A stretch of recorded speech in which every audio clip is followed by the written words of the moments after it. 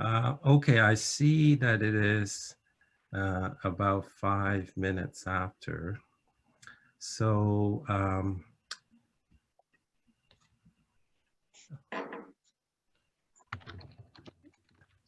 Ellie, if I may ask you to provide welcome remarks for the webinar. You can also see the agenda on the screen as well. Thanks, Leslie. Hello, everyone. My name is Haine-Bennett, and I'm the Programme Officer for Natural Sciences for the Canadian Commission for UNESCO. It's my pleasure to offer some opening remarks. I'd first like to acknowledge that I'm speaking from Ottawa, Ontario, on the unceded territory of the Algonquin people. So as many of you may know, UNESCO stands for the United Nations Educational, Scientific and Cultural Organization. As a specialized agency of the UN system, UNESCO plays a really important role in setting standards and norms on a variety of priorities, especially those that relate to the protection and promotion of all forms of rights, culture and heritage. UNESCO is currently working towards producing a new recommendation on open science. Once this new international standard setting instrument is adopted, UNESCO will invite its member states to take whatever legislative or other steps may be required to apply these principles and norms at the national level. In terms of where we are at in the process, UNESCO has undertaken a number of online consultations and is now asking member states to provide feedback that by the end of this year on the first draft of the recommendation text. The second draft is expected in March, after which it will be debated by member states with a view to producing a final text for the recommendation. And that is then due to be approved by UNESCO member states at its general conference in November 2021. It's vitally important that this new recommendation contributes to efforts underway to decolonize knowledge. It really needs to accurately reflect diverse knowledge systems, including the views and experiences of Indigenous peoples, minorities, and cultures from the global South. So we were very happy as the Canadian Commission for UNESCO to work with exceptional allies and leaders. So Leslie Chan, Lorna Williams, Florence Piron, Rajesh Tandon, and Bud Hall on a paper to this effect. Their paper calls for science to be a dialogue between knowledges rather than a knowledge that exists only insofar as it silences or eliminates other knowledges. And today's event is one of a series of 11 webinars that discuss this important paper and that seek to influence the UNESCO recommendation to ensure that science as a practice that is conducted with and for communities. I want to extend a special thanks to Leslie Chan of the Knowledge Equity Lab, the University of Toronto Scarborough, and the UNESCO Chair in Community-Based Research and Social Responsibility in Higher Education for coordinating this webinar for Europe and North America. I'm really looking forward to the discussions and see how we can work together to shape a more open and equitable future for science. So I'm now going to hand over to Leslie Chan, who is our moderator for today's session. Thank you.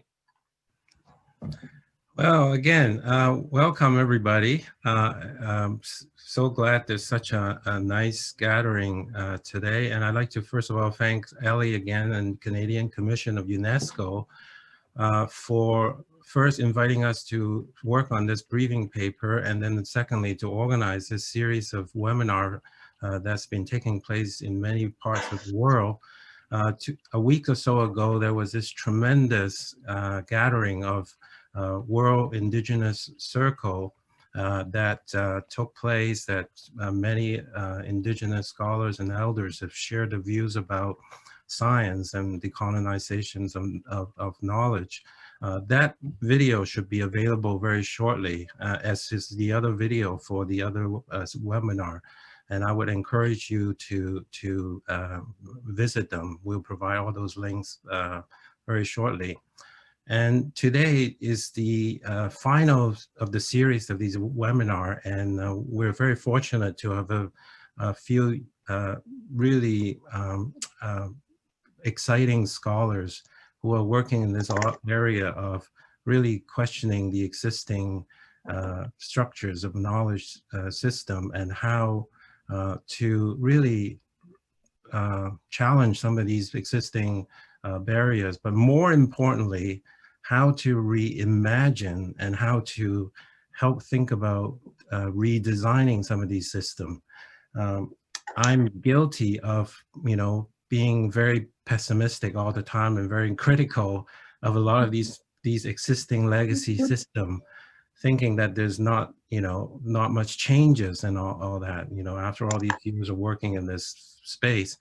But when I see young scholars who will be speaking today, I'm reminded how important it is that we have the next generations of researchers and scholars that are going to make a difference. So this is what it is about today. It is really about an invitation for all of you to imagine the world differently, the different possibilities that are out there that call for different kind of thinking about how we work together, how we collaborate together, how we think about open infrastructures, and how we really allow our imagination to drive changes rather than trying to fit in those boxes that the funders say, comply with this or comply with that. That is really where the kind of depressing part I would leave behind and join this world of possibilities. So I will stop here, and I would like to invite our first panelist who is joining us today from Ethiopia. So Romina Estradi, she will be talking to you about some of the work that they have been doing and the reason behind why they're doing the work they're doing now. So Romina, I'm just gonna switch my slide over to your slides. Thank you, Leslie. Can you hear me now? I can hear you very well. Excellent. Well, while you put up the slides, I wanted to thank you and Bad and Ellie and everyone involved. It's a privilege to be invited and to be part of this conversation.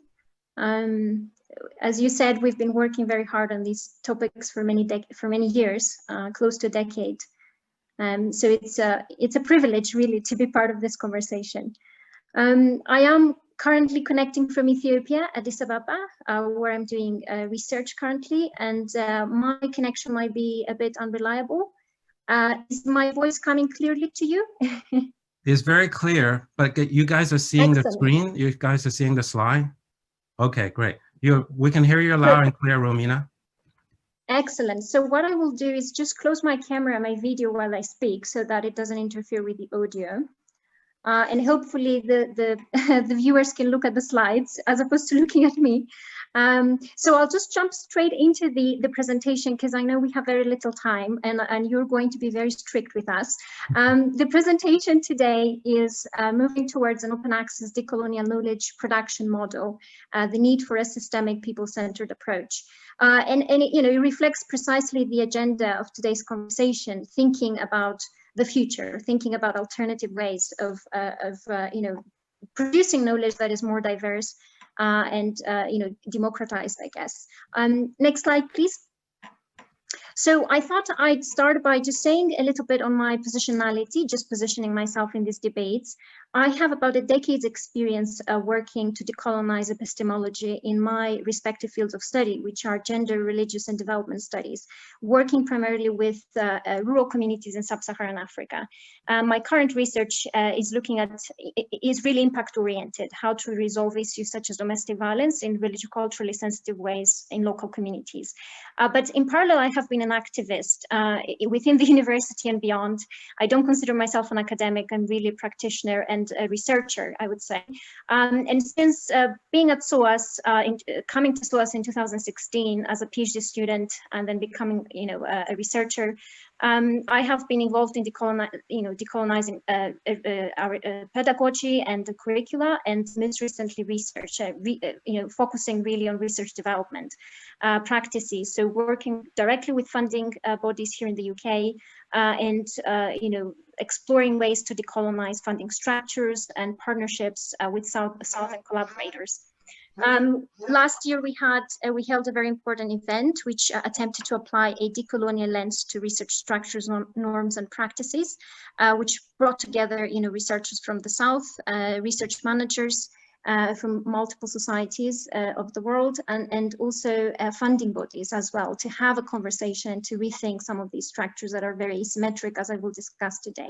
And just more recently, with my colleague Monica Humer, we established Decolonial Subversions, which builds on the work we have done at SOAS to open knowledge, to multiple, to open knowledge really to southern populations. We both work in Africa and Asia, and make our research at SOAS more accessible, really. So Decolonial Subversions takes the next step. It's an international platform that aims to decolonize and decentralize knowledge production from the North. It's multilingual, free of charge, and rigorous, using a new peer review process that I will discuss today. So the presentation today, next slide please, Leslie, is informed by this background. So I have attempted to sort of bring everything together and try to contribute something different to this conversation. The presentation is guided by 3 questions. Next slide, please. The first thing I thought I'd do is to just outline a bit the current system. What does the current system look like?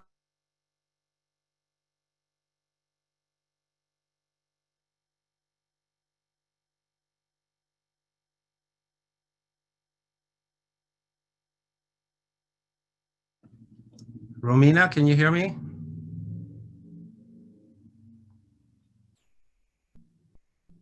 Uh-oh, I think we might have lost connection with Romina. Let's see if she comes back shortly. Oh, I think we completely lost it. Or,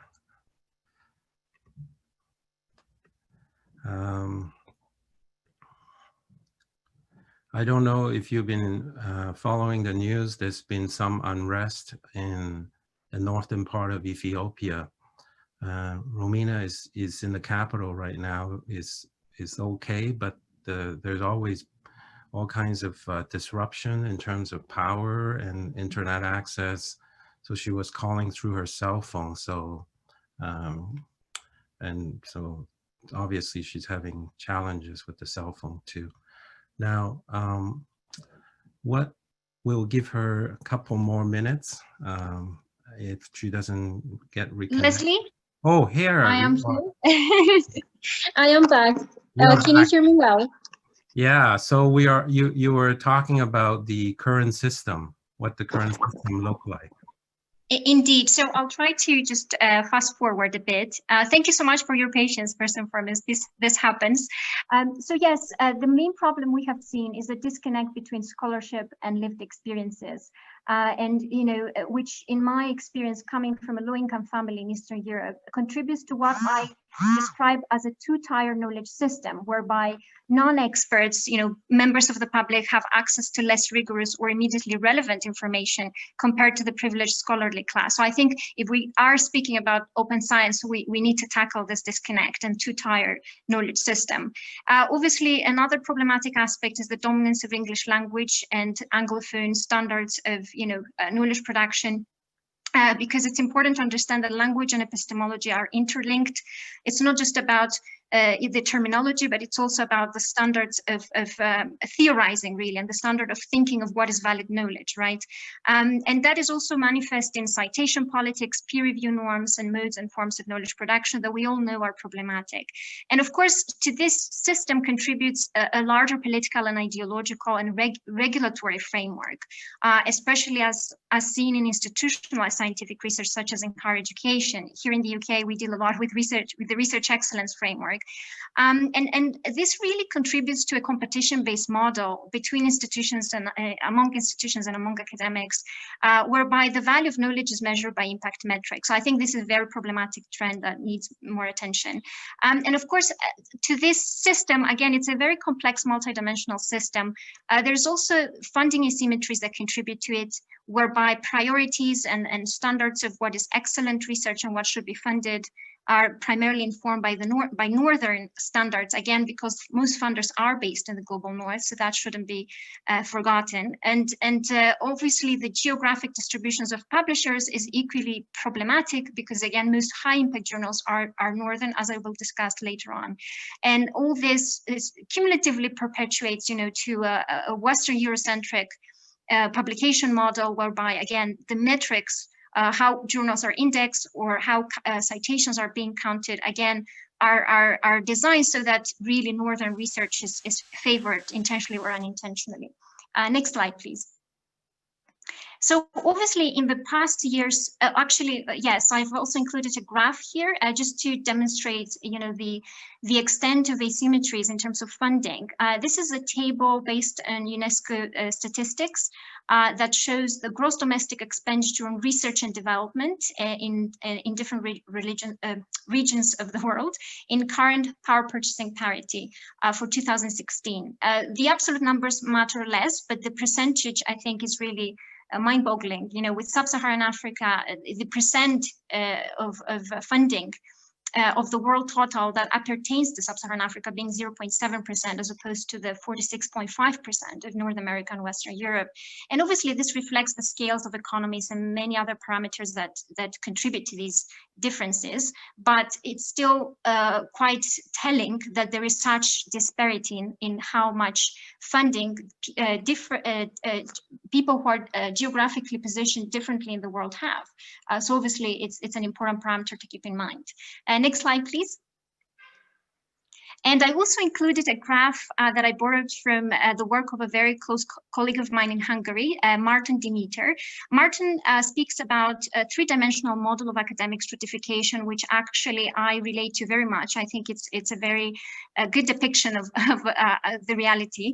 He adopts a core periphery structure, an analytical framework, essentially, whereby the core periphery relationship is both vertical and horizontal. And really what contributes to it are inequalities of multiple sorts and different levels. So it could be related to geography, south versus north, institutional affiliation, socioeconomic class, and other factors that together define the cultural capital of each scholar. And this cultural capital essentially defines how well they can navigate the system, the mainstream system of knowledge production. So obviously, if you are at the marginalized end, you have much less capital to navigate the system, and that puts you at a disadvantage ab initio. Next slide, please. And another graph again from Martin, because I think it speaks to today's topic. Martin did a search with the Web of Science, and he looked at the contribution of world regions in different disciplines from 1975 to 2017. And obviously the graph says it all, with Western Europe and North America, dominating in most of the disciplines that he looked at. So as I will discuss, about 96 to 97% of all publications appertain to North America and Western Europe. Next slide, please. So in recent years, as Leslie mentioned, multiple efforts have been made by multiple stakeholders, communities, and indigenous efforts in particular that we look up to. And within our context in the global north, as in SOAS, we have also been involved in these efforts. And I think it's important to acknowledge them because they do contribute to changing the system, but I think they also leave some unaddressed gaps that I would like to outline today. So obviously, there are organized efforts to decolonize knowledge production, and that through a better engagement or more substantive engagement with non-Western, indigenous, female, and other marginalized voices, which I see quite is very salient currently within higher education as well. As I spoke before, efforts to decolonize research development processes. So this is really the processes that universities follow when they establish partnerships and international research projects with partners in the global south, which have been historically very much informed by the regulatory framework in northern societies, and have have considered less the cultural and the legal frameworks and the capacity needs of the local partners. So in recent years, there has been, I think, an increased awareness for the need, for reflexive and dialogical research collaborations, addressing those inequalities and power dynamics.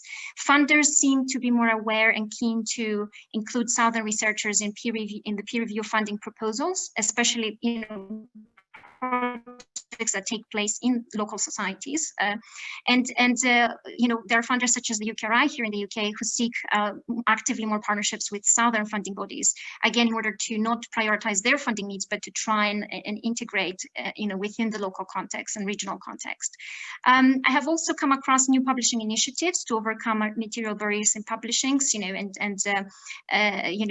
promote open access, knowledge that is immediately accessible. And diversification also in publishing formats, films, poetry, ethnographic notes, so really a shift to think differently about what knowledge is and what, how to accommodate different forms of knowledge in the institutionalized context in particular. And finally, in parallel to that, as we do through decolonial subversions, efforts to promote indigenous languages and to connect knowledge production to real communities, which again goes back to the objective of decolonizing how we understand research impact, right? To ensure that knowledge is relevant to real communities and real people, and to problematize how that can happen in the future. Next slide, please, Leslie. So these are all positive efforts, and I won't go into detail. However, I think being currently based at SOAS and sort of traveling the world and being exposed to multiple realities, I think there is still need to better engage with the non-English world. The language of science remains largely English, although publishing in Spanish is becoming more popular, primarily because of salient Ibero-American journals, Argentinian, Chilean, and Spanish journals, which write and publish in Spanish. On the other hand, my main concern is about the shift to open access publishing, which, albeit being, despite being presented as a panacea, it's still an initiative that started in Western Europe, primarily informed by what we call the hard sciences, not necessarily the social sciences and the humanities. And it seems to me that it has become another business model for large publishers to continue their oligopolistic behavior and profit-seeking practices. So under this model, the viewers do not have to pay toll fees in order to access the knowledge, but the article processing costs have to be covered now by the author. And it is assumed that the author will cover those fees with institutional or funder support. But if we consider the differences in the capacity across institutions and the inequalities in funding, as I mentioned, obviously those authors who sit in institutions that have capacity will be privileged. And the other problem that I think continues and requires more attention as we think about the future is the problem of, again, the scholarship being considered the preserve of academia, despite efforts to bridge rigorous research with society and, again, as I said, real communities. And I think economic inequalities here do play a role. And because they make it harder for those at the margins. And again, I speak from my own positionality, coming from a low-income family and having been through that, makes it more difficult for those at the margins to make it in the system, right? They don't have that capital that I mentioned, without risking co-optation, for example, by migrating to the north, whether through scholarship or a visiting professorship or some other opportunity, as it was my case, really. Next slide, please. Yeah, Romina, 2 minutes. Leslie. 2 minutes. 2 minutes. Okay, lovely. Okay. I just wanted to mention very quickly the study that Martin and I just completed, and this looked closely at what open access journals really mean for global inequality. So we looked at 4 disciplines, really: area studies, anthropology, and computer science, and we examined how article processing costs relate to impact factor. And essentially what emerged is that anthropology and area studies, which were dominated by Northern publishers, had the higher APCs. And the implication of the overall study, which I can't go in detail but the implication was that different subject areas seem to be dominated by more or less internationally distributed publishers, which then shapes their interest in high-impact journals, the kind of market competition they face, and subsequently the article processing costs that they choose or are able to charge. So in essence, this means that disciplines that remain dominated by northern publishers who care about high impact will tend to charge higher APCs, and of course this can then perpetuate the inequalities that already exist. Next slide, please. Next slide. We don't have to go through the graphs, Leslie. So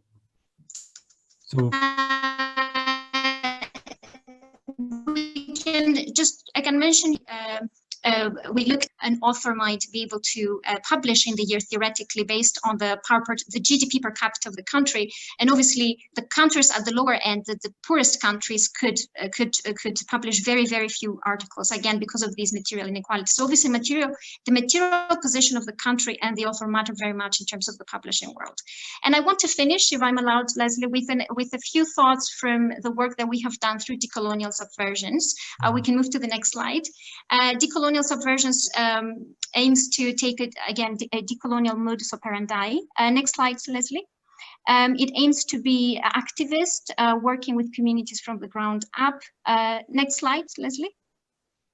And to challenge the metrics of publishing that large publishers currently adopt, and to rethink impact. So we're still in the process of understanding how we can do that, but obviously we don't charge. We accept multilingual contributions and multiple forms of publishing, multiple modes of knowledge production, from acoustic to virtual and to text-based. Next slide, Leslie.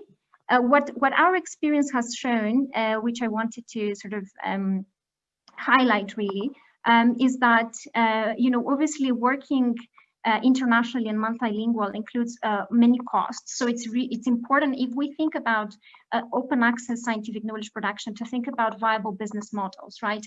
Southern authors tend to need support with translating, editing, and proofreading. And although we offer the option for them to publish in their own languages, many choose to publish in English because their own environments, their own universities, and the environments they compete in value English more. It's considered more rigorous language. So that means that we really need to work with English and to support them, in producing rigorous publications. And the other important point that came out from this experience is that rigorous academic research and scientific results are not immediately available, even if we publish open access virtually. So really bridging knowledge production with society, if we really aim at a democratization of science, then we need to think of how we can publish locally, right? How can we publish the same knowledge locally in locally affordable prices and make sure that that knowledge is also relevant, and translated in local languages if necessary. And finally, I just wanted to say that overall, our experience so far as editors and working with multiple members in 12 countries currently is that if we want to work effectively with such diverse contributors, we need to adapt to their needs. They come from different sectors, and they have different starting points, and we need to really be concerned about their growth and development. It shouldn't be a transactional relationship. I like to speak about a pastoral approach. I don't know how appropriate this term is, but I think as publishers, we need to think of a more pastoral approach and a mutually beneficial approach. And as Northern academics who have the privilege of our positionality and we can navigate the system, we need a more collegial attitude towards our Southern colleagues and an openness to learn from them and with them together. And I'll end here. Thank you so much, Leslie.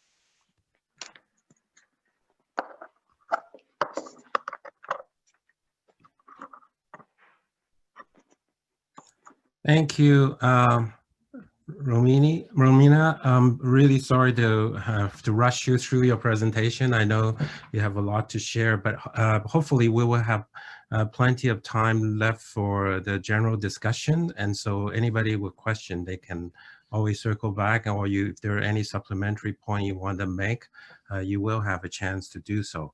But in the interest of time, I'm going to hold off the questioning. So if you have any question, again, I encourage you use the chat box or the Mentimeter platform. I've been looking at a lot of questions that are coming through. I promise we'll try to get to as many as possible. And so I would like to move to the next speaker. Now, originally, I think I have Angela going next, but Jude, are you ready, or would you want me to go with Angela first? As you want. I'm Yeah. happy to go now, or Yeah. at the end. Because I think that the sequence, if I'm thinking about it, I think your follows nicely with that of Romina's presentation, if you don't mind. Sure, I'm happy to to go now. Okay, so I'll call up your PowerPoint.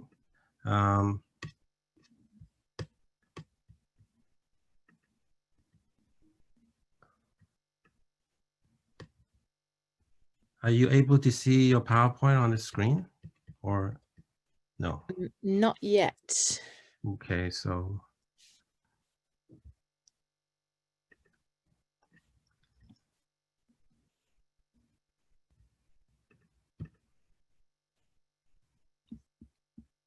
Is it there now? Yes, that's perfect. Yeah. Okay. You can see your presentation now, Yes. right? Yeah. Okay. So yes, I'll just flag it. There aren't that many slides, so we should be able to move through fairly quickly. So thanks to the organisers for inviting me, and thanks for the really stimulating paper, which I spent a lot of time reading and a lot of time thinking about where I would position this presentation in response, because there's so much here. And as Romina's presentation revealed, there's so much both in terms of critique and in terms of creative, innovative response to some of the challenges that we're facing in this open science space. So just to, as Romina did, to position myself, I am an academic based at the Open University, but also inhabiting a slightly insider-outsider position. I co-convene a network of networks called the Rethinking Research Collaborative, which works transnationally across academia, civil society, social movements, international NGOs and other research support providers, all of whom are committed to exploring the politics of evidence and participation in knowledge for global development. I also work increasingly at the local level with my local community in North London, in a quite deprived housing estate. So increasingly, especially in the context of COVID, trying to understand how a variety of community-based activists, local residents, local government officials, and other public sector workers can collaborate to produce knowledge about their current circumstances. And I think this sort of local and global approach is something which is really important to this discussion of open science, how we actually move between all these kind of local spaces and all these different interpretations and manifestations of what the global is and who controls that global. So, so you could move on to the next slide. Actually, thank you. So I'm going to talk about, I'm sure you've all seen either this map or something very similar, and it's based on Web of Science citations. What I'm going to talk about is not necessarily the distribution that is portrayed by this map, but the notion of representation itself and how that is carried through some of the scientometrics that are playing a kind of governing role in this research assessment space or research knowledge space. So from the map, it's very clear that the Global South, or much of the Global South, is significantly underrepresented, at least in terms of global research outputs. And this problem has been publicized and informed major funding drives, especially in Europe and North America, to encourage transnational collaboration in research or to build the capacity of scientists in the global south. And I'm sure we're all familiar with many funding opportunities and initiatives which have responded to this.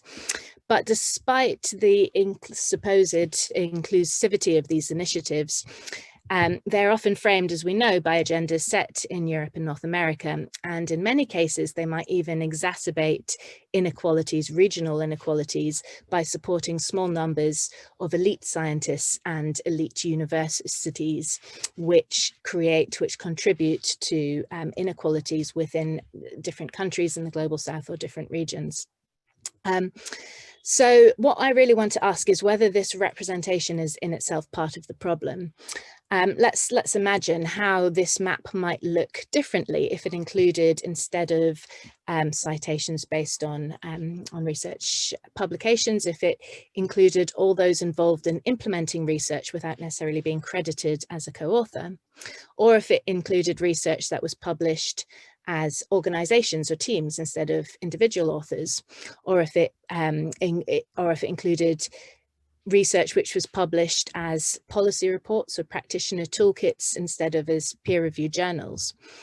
I think what is really clear is by presenting regions like Sub-Saharan Africa as lacking capacity, this type of tool, this metrics, could be used to justify leadership in higher income contexts, as well as legitimating in itself this broader system of metrics, which presents itself as universally applicable, but serves the interest of a particular type of science, which has evolved in particular contexts, serves particular political, ideological agendas, and may well be less aligned with other regional interests. So the question is, against this rising metrics tide, there is an urgent need to consider the implications for research that's both fair and equitable and also fit for purpose. Yeah, you can move on to the next slide. Thank you.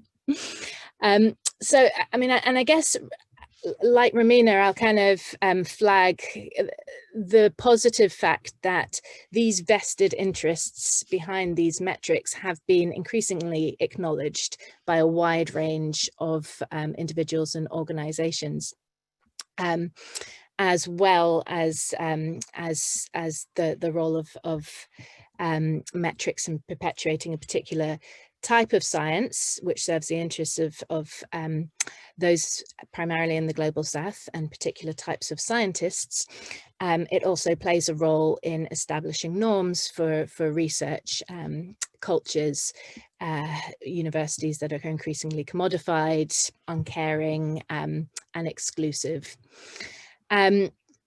So these initiatives that I've got here, I'm not going to go through all of them. I'm sure many are quite familiar to you, and they've been really helpfully compiled in a recent working paper by the Research on Research Institute. I'll provide the reference in a second in the next slide. But they really represent this rallying around this responsible research assessment movement in different forms across different organizations and different countries, primarily in Europe and North America, but there are examples here from CLACSO, Latin American Forum, and the Hong Kong Principles for Assessing Research. And there's increasing focus on incorporating research funders from Africa as well to explore how capacity can be strengthened to respond to more equitable research processes, how funders can collaborate to set agendas, and how funding systems can be made more equitable as a whole. So you can move on to the next slide. Thanks, Leslie. So the authors recognise that not all of these initiatives have led to transformation, and they quite helpfully distinguish between different responses. For instance, an example of cosmetic appropriation has been the recent inclusion of alignment with the Sustainable Development Goals as an impact measure in the Times Higher Education rankings, based in the UK, but very influential worldwide, which pays lip service to societal impact framed through the SDGs, while arguably contributing to exacerbation of the very inequalities that the SDGs are supposed to respond to.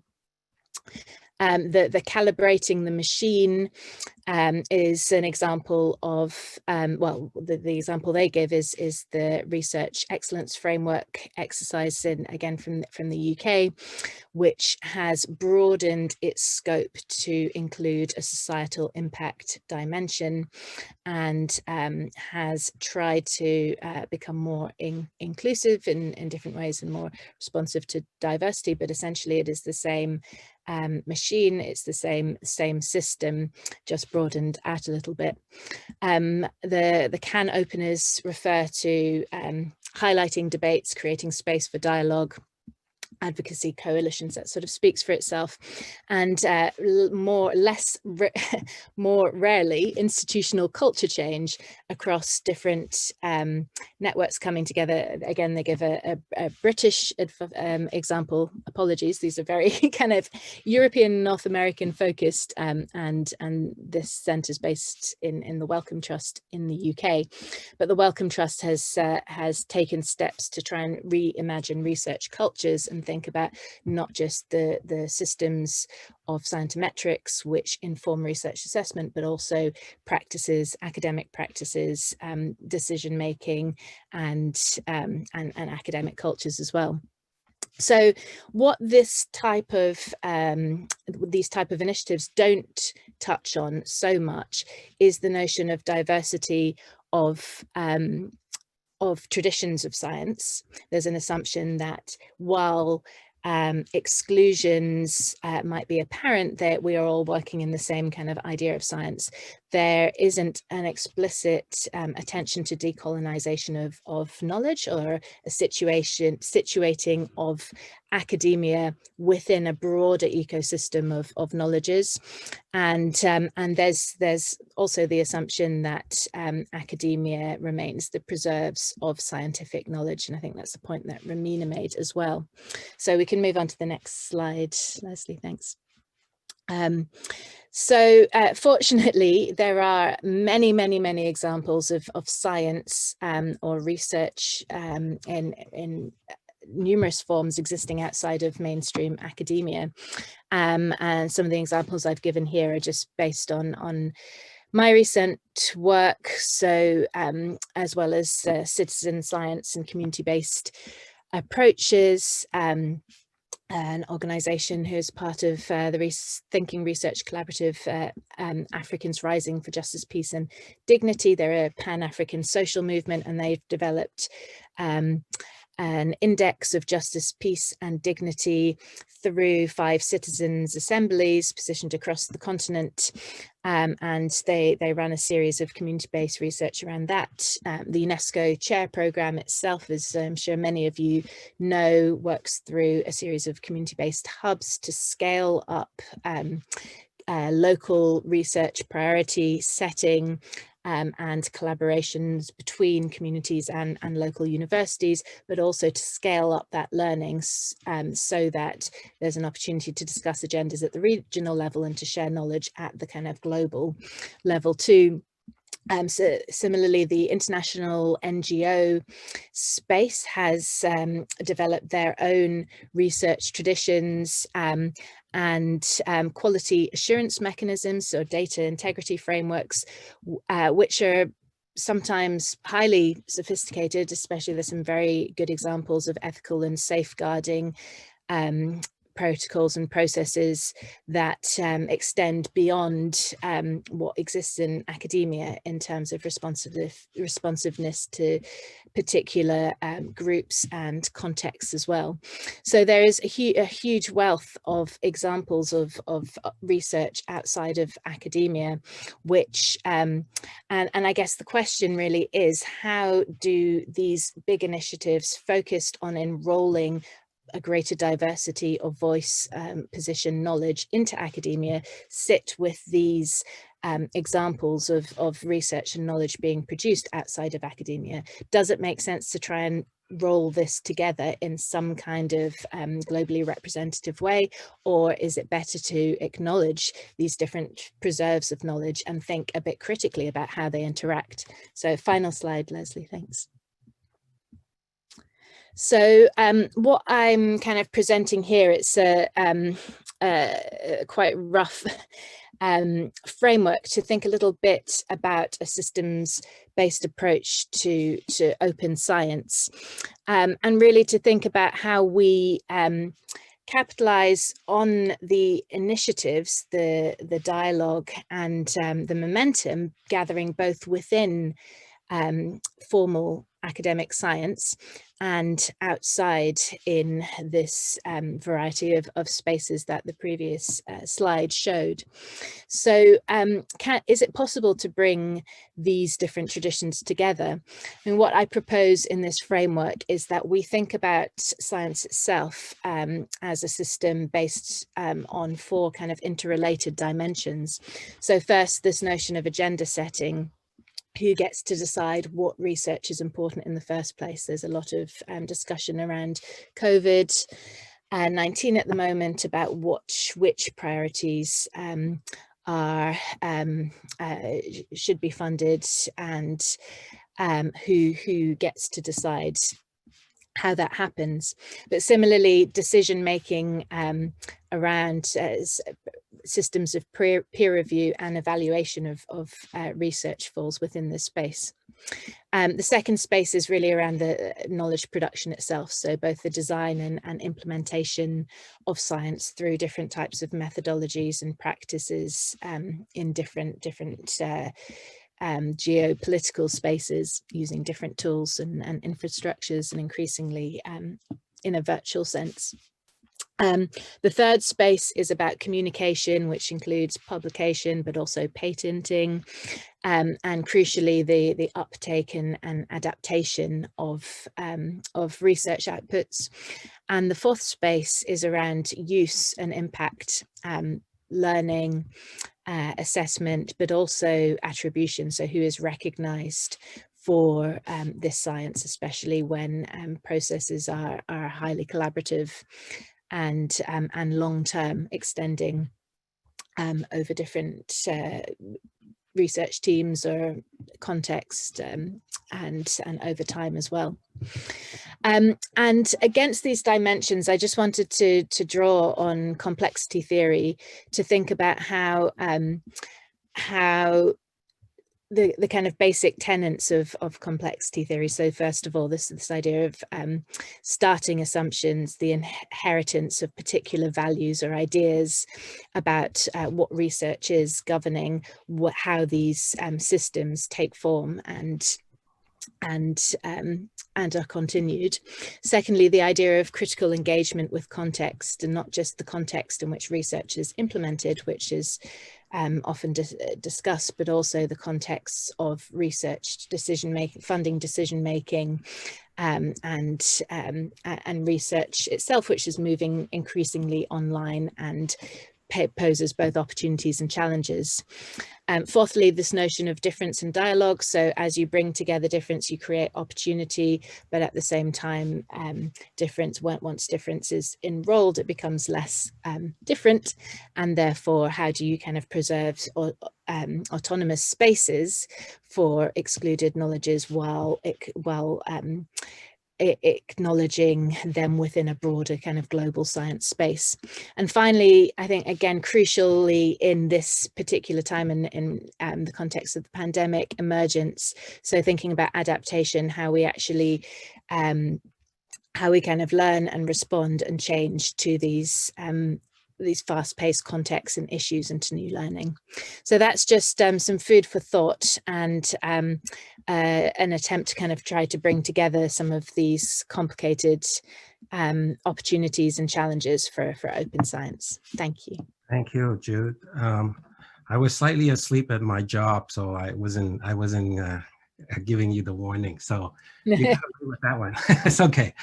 We still have time. And so I'd like to move on to the next panelist, Angela Okune. And again, the same thing, I will just let the speaker introduce herself and goes right into the content itself. Let me find your slides though.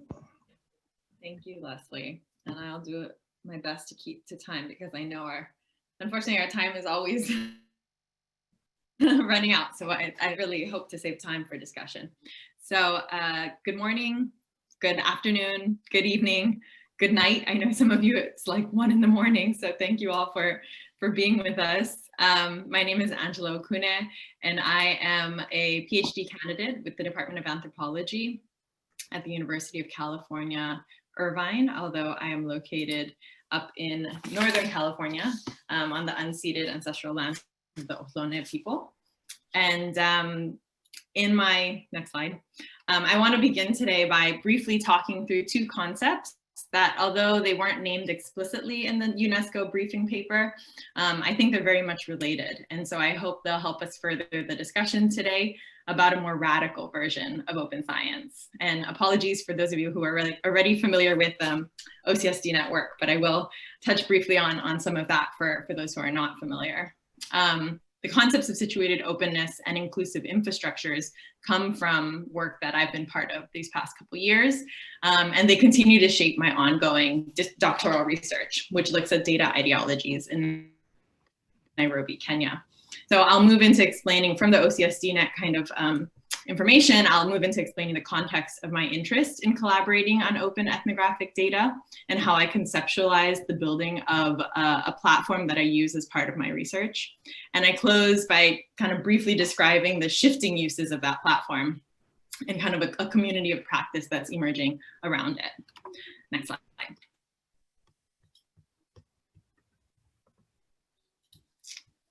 And I'm sorry, I'm seeing in the chat, people are asking if the recording will be shared. I believe the answer is yes, and these slides are also going to be shared.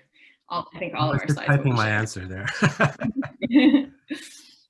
When you participate in so many researches and you don't know what's happening as a result, and it's not changing the environment that we are in, you feel like wasted. You keep on asking questions, but this data will go where? The one who takes data will never come back to us like, okay, we took this and these are the results. So you feel wasted. A resident from Kibera explained to me. Despite decades of research that have sought to solve Africa's problems and billions of dollars in funding, many of those who are studied see little change in their everyday lives, as Niseta here explains. Particular communities like the Nairobi tech sector, where I worked for 5 years, and Kibera, its infamous neighboring informal settlement, appear to increasingly be over-researched, demonstrating survey fatigue, falsified responses, and even feelings of exploitation. So this is the context for my interest in open science, and it forms the backdrop of my work on the politics of knowledge production and openness. So next slide. I know everyone has seen this map because we saw it in Jude's presentation. It shows the high imbalance in regional representation in published academic work in the Web of Science. So even this visualization is imperfect, obviously. But it indicates how existing academic publishing infrastructures privilege certain regions and types of knowledge. And as the UNESCO paper helps to lay out, does open science help obviously deeply entrenched inequalities in knowledge production and whose knowledge is valued? Or in fact, could it further exacerbate these already existing gaps? And I think the paper nicely points us and lays out that we are really at a critical junction in this moment. Next slide. From 2015 to 2018, I worked with the team to help manage a research network called the Open and Collaborative Science and Development Network, or OCSDnet for short. I know it's a mouthful. The network included scientists, development practitioners, and community activists from 26 countries in Latin America, Africa, the Middle East, and Asia. So for 2 years, under 12 different projects, the network members studied how an open approach to science could contribute to sustainable development. And a key finding for many was that for many communities, open is not always desirable. Amongst indigenous groups in South Africa, openness was associated with colonial extraction of land and knowledge. Rural children and teachers in Kyrgyzstan were suspicious of open practices because of the country's history of authoritarianism. And in Argentina, social movement activists scared of political prosecution preferred to protect rather than share their information. Next slide. So these learnings led our network to recognize that openness needs to be understood as situated within particular political, social, cultural, and legal relations of possibility and inequality. And so we built on work by post-colonial and feminist scholars like Linda Tuhiwai-Smith, Ngugi wa Thiong'o, and especially Donna Haraway's canonical work on situated knowledges in order to articulate the concept of situated openness. So situated openness means recognizing that openness is not universal, and it highlights the importance of acknowledging how histories, contexts, power relations, and structural inequalities condition all scientific production and sharing in a particular context. Next slide. OCSDNet research also found that many of the current tools and technologies pushed as open science don't necessarily challenge the powerful actors governing the science industry, and may in fact be re-entrenching power by creating new technical boundaries and requirements. And I think Jude and Leslie and Romina have all worked on this and talked about this. So for those of us concerned with decolonizing knowledge, we need to look not only at who is doing the research work, but equally important, turn a critical gaze on the structures through which scholarly knowledge circulates. Who owns and makes decisions about these structures? For example, there's growing work documenting the increasing corporate control and capture of many of our current academic knowledge production systems. Next slide. So in network conversations, we realized that situating openness was a first step. The next step would have to include experimenting towards building and sustaining new research systems that enable meaningful. So for many here, when I say infrastructure, you probably think of bridges, roads, and other physical structures. When I say research infrastructures, I'm talking broadly, not only of material objects, but also of the social relations that produce and are produced by these objects. So that includes research processes, protocols, tools, norms, platforms, and other mechanisms that make up the research lifecycle, from project design to dissemination and publication. And then adding now the notion of inclusive, so the notion of inclusive research infrastructures takes this broader understanding and then adds a focus on power dimensions. So how might we build inclusive research infrastructures that deliberately and intentionally allow for multiple understandings of a phenomenon, paying attention to different power relations and perspectives, rather than locking down to one single and universal truth? Next. My ongoing dissertation project extends from this context that I've just laid out and uses an iterative learning by doing approach to understanding the challenges and opportunities of archiving and sharing ethnographic data. When I first learned about open source software called the Platform for Experimental and Collaborative Ethnography, PEACE for short, people like really long descriptive names, so we call this PEACE, I was quickly drawn to it. I was impressed by the explicit values embedded in its design. As work by scholars of science have demonstrated, all technologies are embedded with value systems, but PEACE was the first data platform I encountered that actually made explicit its own design values. In comparison to most other qualitative data softwares, which are part of a coding paradigm that seeks to stabilize what is known, PEACE engages with post-structuralist concepts like Basin's double bind or feminist Evelyn Fox-Keller's explanatory pluralism to try to continually shift and open up new lines of inquiry. And so this is the kind of theory that was built into the platform. As my knowledge of PEACE and its possibilities grew, I decided to develop my own instance of PEACE, which I've called Research Data Share. So here on the screen, you'll see a screenshot from the RDS platform and as well as the PEACE logo.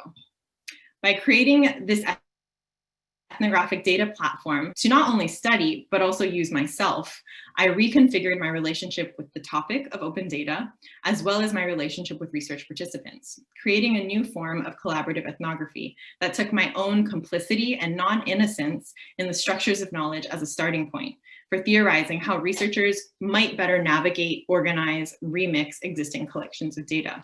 So this feminist conception of non-innocence, I think, is important to highlight here, because it means that we start not from a point of easy critique and a seeking for perfection, but rather by starting with the recognition that I am myself also very much entangled in the same systems that I'm critiquing. My work comes from and lands differently.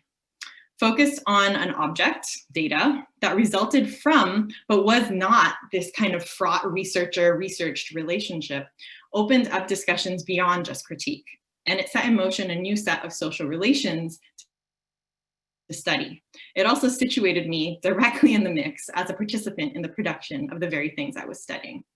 So I originally conceptualized RDS in two ways. First, as an elicitation device to use as part of my fieldwork for collaborative discussion with research participants. And second, as a way to archive my own project data, offer it back to the communities I work with, and in this way, trying to also respond to the same ethical questions that I started my project with. Next slide. But beyond the dissertation project data, the platform also now serves as open infrastructure for individuals and different groups in Kenya who are interested in archiving and sharing ethnographic data. And this includes the Research Data KE Working Group.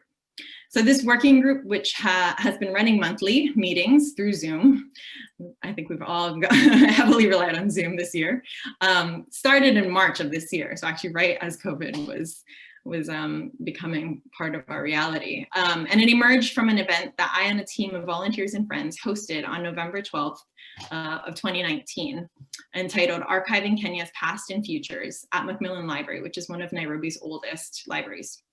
So on this slide, you can see a picture from that event of people sitting in the library during the discussions. And the event brought together 50 researchers, archival specialists, open data technologists, government representatives to think about the intersection between open data, digital humanities, and research data practices in Kenya. And so as part of this work, by inviting this very diverse group of folks who usually don't interact together, I was trying to break up some of the established discourse, which still heavily focus on technical specifications, standards, business models related to open data. And so by facilitating these connections across difference and across different communities, I find that to be an important part of even technical platforms. We need to build the communities around these technologies. So the working group currently has about 5 to 10 members who are based in different parts of Kenya, plus myself, currently located in Northern California. And we've come together not because of any funded project, we have no funding, but because of shared interest in the challenges and opportunities of qualitative data sharing. And I think this is quite distinct from much of the research work that happens, for example, in the city, that, as we've talked about already, has a heavy funders' interest in shaping the research agenda. So our group is interested in really just exploring and understanding what it takes to collectively create and manage community-based research infrastructure. And as part of this work, in addition to an ongoing project related to archiving COVID-19 experiences in Kenya, the group is also reflecting and writing about our own experience as heterogeneous members of this working group. So reflecting on a lot of what brought us together. So we're analyzing audio from our monthly calls to really understand how ethnographic archives as an object of study and relational infrastructure can in fact support new research relations and a rethinking of established ways of understanding the world. Last slide. So I hope the concepts of situated openness and inclusive research infrastructures, and then some of the details about my project, will help seed our conversation. And thank you all so much for your attention. There's a paper that recently came out in the feminist technoscience journal Catalyst that goes into much more detail on both the platform and more of what I covered today. So there's a QR code here to that article in case anyone is interested. Thank you so much.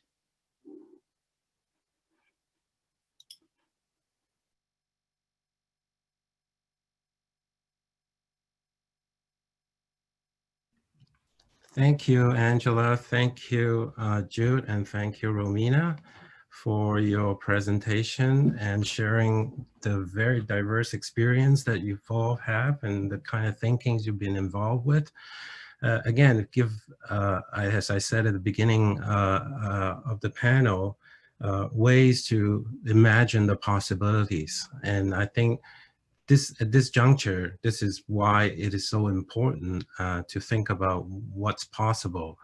And for those of you who came in a little late, the context, again, of this webinar series is to really help engage with the UNESCO process of drafting this global agreement or paper on open science. And UNESCO, having this particular convening power, will have some influence when once it's decided by next year, November 2021, on this paper that would describe what open science should look like normatively. Now, I have to share my own concern is that we have made it very clear in our paper that we have shared at the beginning. Again, we'll share the link again, that we don't necessarily think it's a good idea. And as Angela and the other have pointed out, to have one global standard of whatever it is, in particular with regard to open science and how research is defined. And so this notion of one size could apply to all is really a problematic assumption. So we would like UNESCO to really think about all these kind of situated openness, the kind of diversity and the kind of research impact that a different situation, and of course the challenges that different communities face in different contexts. And as Jude mentioned, there are many different knowledge-making communities all around the world, and Romina has shown you some of her own experiences, and a lot of these are not being reflected at the moment. Now, ironically, and I have to point this out,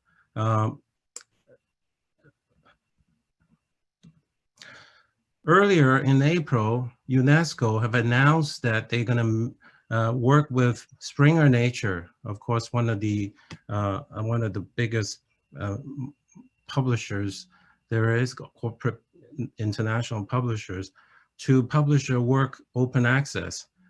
This baffles me because if UNESCO is serious about decolonizing knowledge and taking the leadership in open science, it has to question the relationship and support of these legacy institutions, which has you heard from our other panelists, is really very much part of the structural problems to begin with. So again, I would challenge UNESCO and UNESCO leadership to think about their relationship with these kind of corporate publishers. In the meantime, there are hundreds, if not thousands, of publishers all around the world, particularly in the global south, that are publishing important work, and they're not being recognized and they're not being supported. And as a result, what some of my colleagues been calling bibliodiversities are being devastated by these kind of monopolistic organization.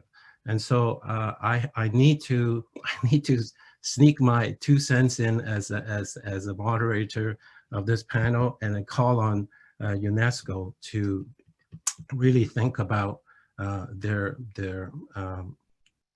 drafting of the final paper. So I'm going to now open up the floor to the audience. There have been a lot of questions and a lot of resources many of you have shared on the chat box.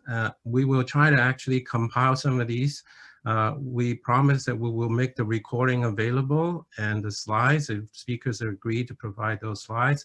We'll make a list, compile a list of the relevant resources that are shared by the various panelists and many of you on the chat box, and we will build on those. Now, finally, so we can now open up the discussion. Again, I apologize, as with most of these kind of webinar, there's so much to talk about. And I want to honor the fact that so many of you taken the time to join us so that you have a chance to ask some question. Now, there's a quick, easy way to do is for you to unmute your microphone and raise a question. And if you have a question specifically for a specific panelist, please identify that. If not, just throw the question out and we'll see who would take it up on it. So anyone would like to start the question? Romina, I'm glad you're still connected.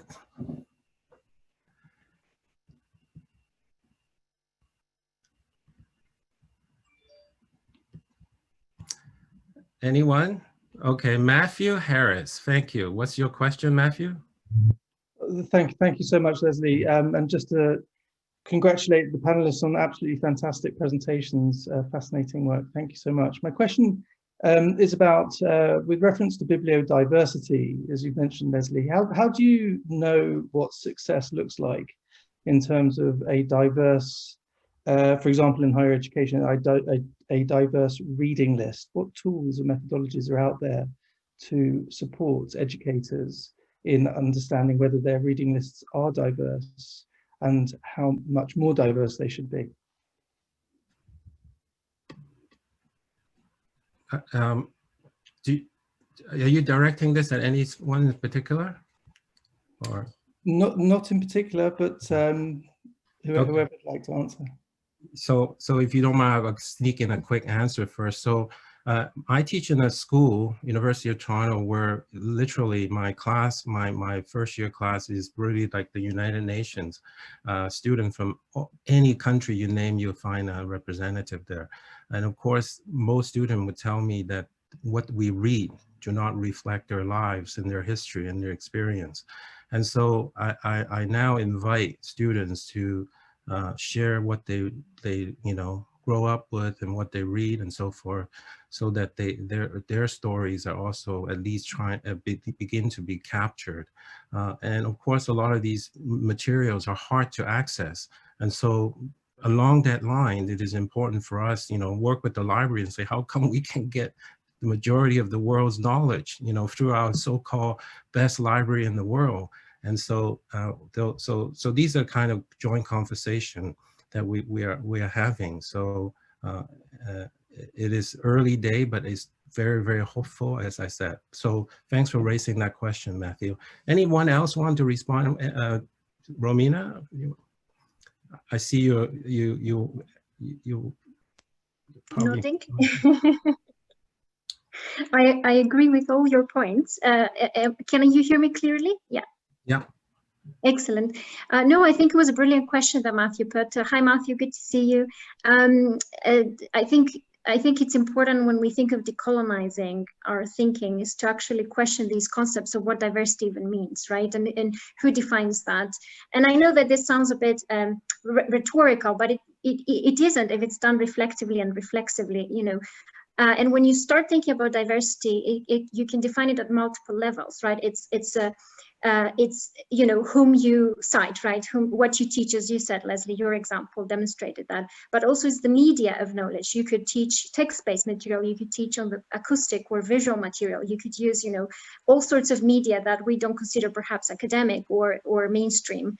And there's also diversity in terms of whose narratives are integrated and incorporated. And even within our local context, even within national scholarship, when you think of national narratives, there are competing narratives, right? History is told always by the most powerful or the politically empowered position from that perspective, right? So there's multiple hidden narratives even within national legacies and within the local context. So then I think thinking of diversity means trying to uncover, perhaps, if I could use that term, right, to uncover silenced narratives or silenced perspectives, and then to create that plurality, that dialogue between them. It's not about favoring one over the other.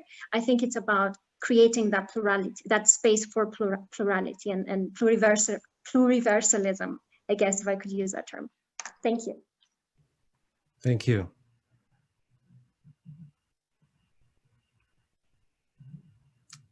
I do have a question, if I may. Yes, of course. Hello, greetings from Chidong Hill Tracks. My name is Mong Neo, and my question is about when we talk about decolonization of knowledge, it is not just the knowledge, it is also different, meaning that indigenous ways of knowing. And in academia, one of the challenges that we face is it is to be valued the different ways of knowing. It is not just qualitative research and quantitative work, but different ways of understanding the world. And I think that in your work, and I appreciate all the presenters today, how have you worked? And I heard from Angela a little bit also, is that this indigenous ways of knowing to evaluate in the academia. Often what I find that it is that people who are in a system or a structure, they may not subsidize their own demise, right? So how do you work within or outside the system in a way that we cherish and value indigenous ways of knowing? And there are indigenous people, according to the UNESCO, over 90 countries in the world, and many, many ways of knowing. And so how we can have these multiple pluralistic views, because I think that there are indigenous peoples, if you put all of them together in the same country, in one country, it will be the third most populated country in the world, right after China and India. This vast population around the world, their voices remain silent or made silent. They are not voiceless, they are made silent. So how can we uplift this indigenous ways of knowing? Thank you.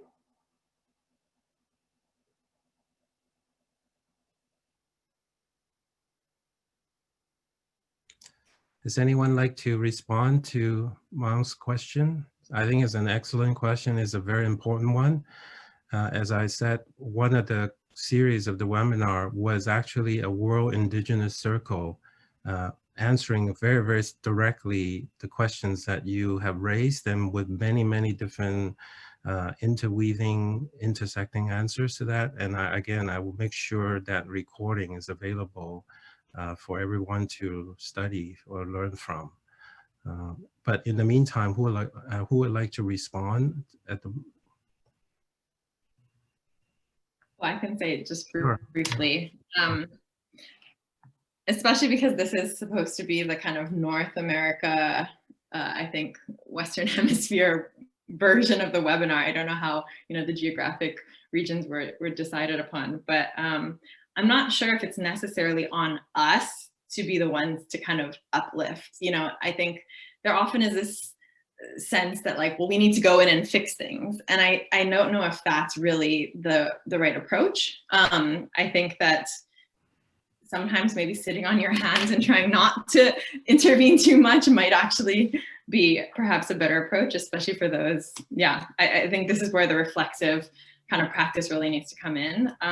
But that's why I find promise in thinking infrastructurally and thinking about the infrastructures that allow particular spaces to come to kind of, I don't know if flourish is the right word, but to allow for space for these kind of diverse knowledges that you talk about. And I think that's, for me, why looking at the infrastructures that both can divide and hamper and restrict, but can also potentially open up, allow for the plurality of voices and knowledge to kind of come in conversation with each other. And so that's why, and I talked briefly in the presentation, we need to really look more carefully at the infrastructures we use and think about how we can also look at diversity there.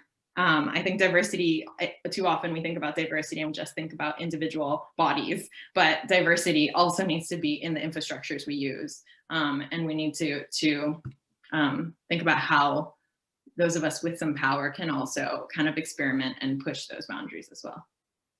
It's a really great point. Can I just jump in really quick? Yes, please. Yeah. Yeah, I mean, yeah, totally agree. I think that's a really good point. During lockdown, I inadvertently attended, there was an Indigenous group of coders, and it was a kind of online event, and the something which really struck me was the fact that they said the kind of recurring theme was that most of these people had always been kind of a token indigenous voice at a global event, and this was the first time that they had come together as a group. And the kind of power of creating this, first of all, of creating this new global, because it was a very global network from all over the world, and it was very open as well. It wasn't restricted to invitation, but it was on their terms. And what they were saying was that often they were kind of forced to be place-based as that kind of tokenistic representation of a locality in a global space. But suddenly, with this kind of move to online discussion, they were able to create a kind of global space of multiple locals, which really created different ways of communicating and bringing together. And I think it does come down to infrastructure and that kind of the politics of materiality as well. Like how do we ensure that there are spaces which can be co-opted by unexpected kind of configurations of locals as well as dominant kind of globals. So one of the— Sorry, and just to turn, I often think about the already global local, right? So I think this, and I talk about this in the paper that I linked to, is that, you know, it's not an archive necessarily for the world that I and my collaborators are working on. It's an archive for the research community that we are part of, that we want to help grow. And so I think not just always trying to present for the international or for the global, imagining that as this outside stage, I think. Yeah. So one of the very important message I remember from the Indigenous Circle is that, again, there's a tendency, somehow with good intention, is to sort of integrate, include Indigenous knowledge into the so-called the mainstream. And that's exactly the wrong way to think about knowledges. And so it's not like, you know, you can just mishmash this into this paradigm and then say, okay, we've done our job. And I think that's really what Angela's saying. There are these different knowledge systems that are very much about different worldview and about our relationship with the world. And they coexist. I mean, the whole idea is that we can live in multiple worlds of knowledges, and which is really our privilege, if we will. But I think the tendency is to kind of homogenize everything into one system is what I think is creating a kind of inequity that we see all around. And so really is about freeing ourselves from being able to see different worlds, take part in different worlds, and celebrate different worlds, and imagine even other new worlds. And I think this is where we're lacking often in our institutional settings. And that's where a lot of communities can remind us how creative they are. And I think when this pandemic's over, we were going to be able to see all these stories and events that are coming from all parts of the world, that it is the communities that are using their knowledge and their history to be able to live in this very difficult time. It's really not government somewhere is top, you know, to saving them. It's quite the contrary. And so everything Jude said about community-based knowledge and how we could better understand how to work with community and together in multiple worlds, I think is really hopefully something that we can think more about.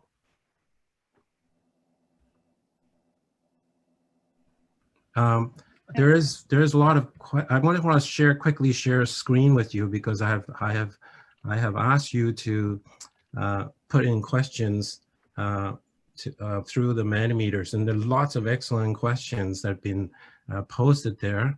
I want to quickly flag this because I don't think this is the, you know, even though this is the last of this conference series, we do plan to have continuous series and workshops dealing with different issues. And many of you have given us ideas, we're crowdsourcing this in a way, ideas for future topics.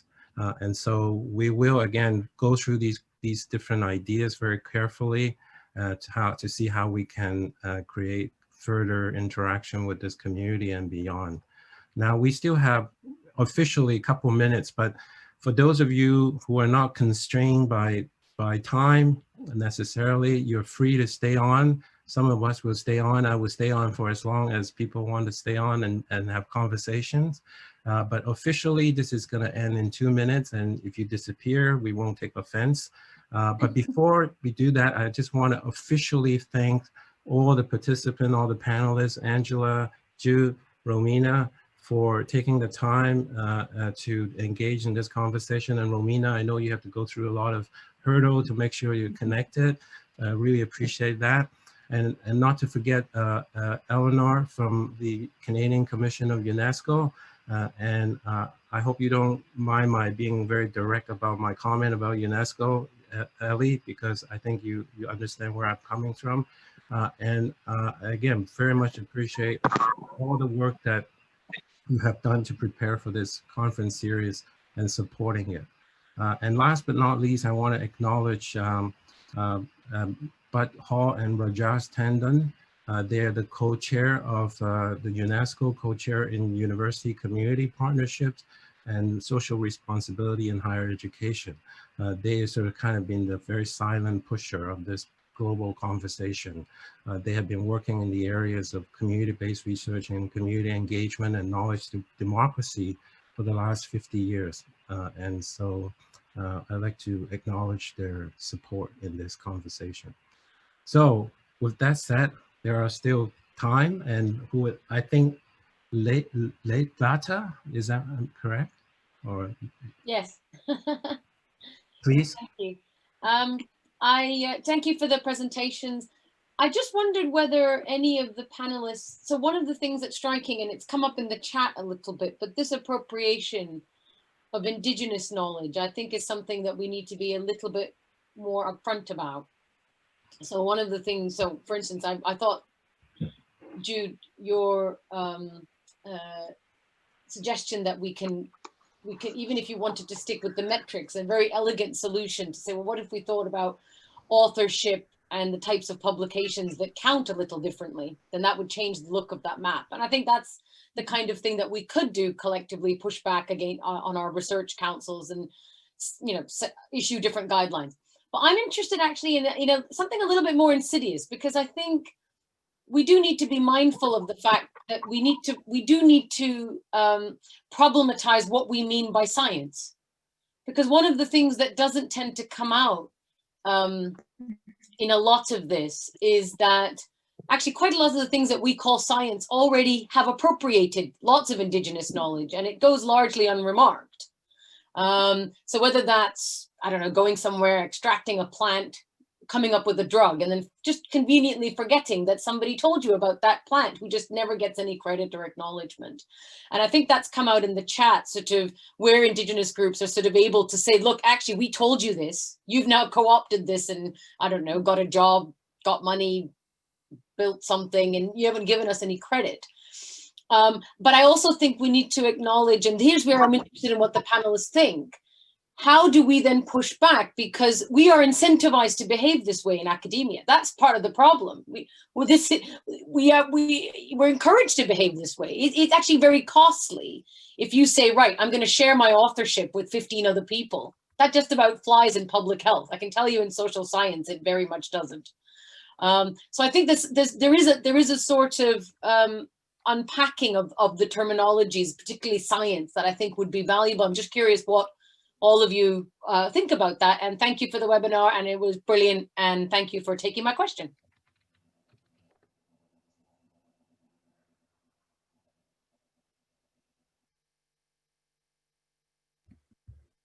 So again, the briefing paper that we prepare, we spend a lot of time thinking about what we mean by science, and it's exactly what you said. You know, if we go back to the original concept of the word science itself, is much more expensive. It would include all areas of inquiry. It's basically about systematic inquiry about our relationship with nature. And so indigenous people have always been doing science, you know, and we just, as you said, they're the one whose ideas have been appropriated for centuries without acknowledgement. And then someone come along and say, this is science and you're not part of us. And of course, that's where we're now, when we're talking about decolonization, someone was asking what we mean. I think this is certainly one dimensions of it. And absolutely right about, you know, having to change our institutional culture. And I think the kind of thing you talk about, we're all familiar with, right? This authorship and all that. And so go back to leadership. I always, say, well, this is not going to change unless we have some brave leaders who are able to say, okay, we're going to forget about these metrics and criteria, and we're going to think about the world differently, right? But unfortunately, there are not many of those brave leaders, and we need to find them. And I'm hoping that you guys are going to be it, right? So I keep saying, I'm tired of convincing my colleague, but you guys are it. Your generation should be it. So I'm looking to you guys to lead us forward. Yeah, Romina. Yes, I just wanted to thank Lata for the excellent point. That I think that's at the heart of the matter, right? That's the question, really. And when I think of science in Greek, it's the word epistemi, which comes from the word epistito, and it's the lived world, the lived surrounding, is exactly as you pointed out, Leslie, is how we understand our relationship to the world and what we see in our surroundings. And of course, people have different ways of understanding. And I am a religious scholar, and actually what I do is trying to understand, how people understand certain gender-related issues through their religio-cultural framework. And the transcendental, for example, has been marginalized in the secularized disciplines, as we know. And trying to make the argument that these religious parameters are important in how people understand the world and shapes their behavior. And if we do social sciences, we can't marginalize that parameter. And it's very difficult. It's very difficult because, again, we are based in an enlightenment-based and a post-enlightenment-based epistemology, right? That has privileged a very distinct understanding of science. And something that I criticize in my book is this basic premise that considers theory making, universal theory making, a telos in itself. It's all about universalizing. But the knowledge and knowing is not about universalizing, it's about nuancing. It's about nuancing. It's always in the gray areas that the understanding lies, in my opinion. And just to make a practical suggestion to Lata's question, currently we're working on a project that is impact oriented, and we're trying to find ways to engage the community in the production of a film. It's about domestic violence. And, the question emerged of how do we make it so that the community owns the copyright, right? So this very practical question, not only how the community leads the production process and the editing process and the conception process, but also what kind of structures do we need to put in place to be able to have community-based copyright arrangements. And that process is very complex. But I think, if we try to take initiative, as Leslie pointed out, if we try to make small steps in our own projects, if we have the privilege of funding or, the work we do, and be an example, try it. It might not work, but try a different way. And it's going to be baby steps. I think we should get over this idea that there are panaceas. This is a systemic problem. We all have a responsibility from our distinct positionalities to do something, but we have to be reflexive of what exactly we must do so that we don't make things worse. To go back to Angela's point about reflexivity, and I'll stop here. Thank you. I just wanted to share two maybe resources to think with. One is Laura Foster's work, Reinventing Hoodia, that I think maybe touches on some of this and unpacks a little bit more about, indigenous knowledge and uses this kind of what she calls a feminist decolonial technoscience approach to think about patent law and how it's inherently race gendered and Western and this very complex, the complexity of what we even call indigenous knowledge. But also to point, I put in the chat a link to Mokutu, which is another kind of open source software developed with indigenous communities to manage digital cultural heritage. And so that's another one, in the kind of same genres as peace that I mentioned in my presentation, to think with. And they are particularly sensitive about, privacy settings and who is able to access, various resources based on who the person is that's accessing the materials, and they talk about copyright. They have a critique of CC and so forth. So I think that, will maybe resonate with those of you who haven't looked at those resources.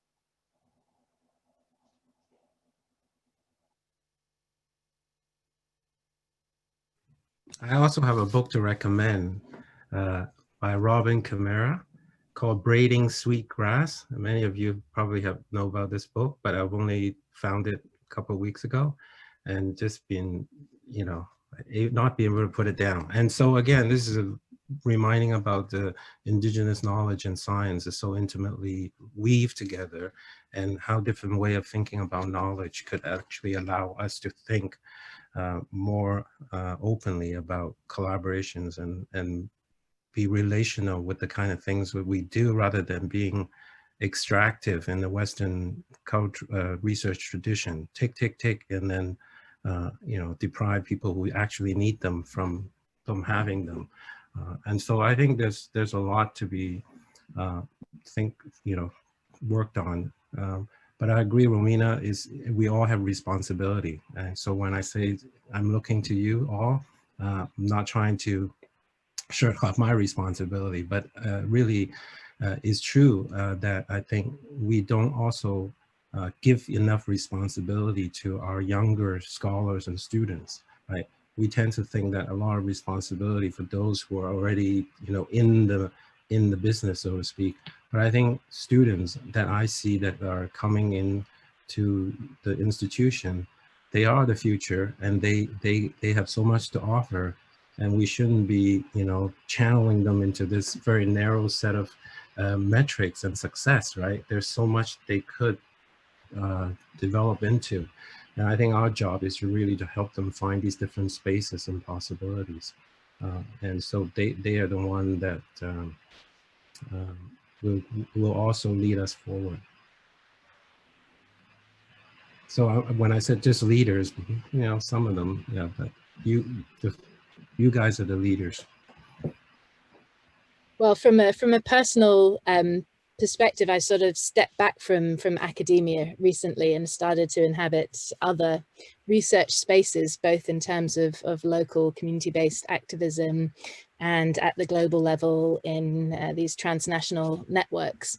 And I think the realization that you can do that you can still engage with academia from the fringes, you don't have to necessarily go through all of the processes in order to be academic or to be a researcher. That's really positive. But just to pick up on well, Lata's question and Romina and Angela and Leslie's response, I think this sort of relational, I think the notion of kinship from Braiding Sweetgrass is really important, but also this kind of scholar activism identity. And it doesn't necessarily mean that research or science has to be activist in nature, but at the same time, this framing of research, but also knowledge and curiosity according to social or global values and movements is really positive. And I think once you have those frameworks, once you have those long-term relationships based on trust and based on kind of shared collective desire for action and for change, then you can frame your research however conventional or rigorous or scientific. You can frame that within these broader kind of struggles, and seeing research not as a modular project-based thing, but as something much more long-term and something much more relational and something much more wrapped in to collective movements is a positive way of kind of getting that perspective from the day-to-day of being in the academy, which is impossible for those of us with kids and other responsibilities, and then the pandemic and everything else to deal with. It is impossible. So being able to look outside as well as within is can be positive too.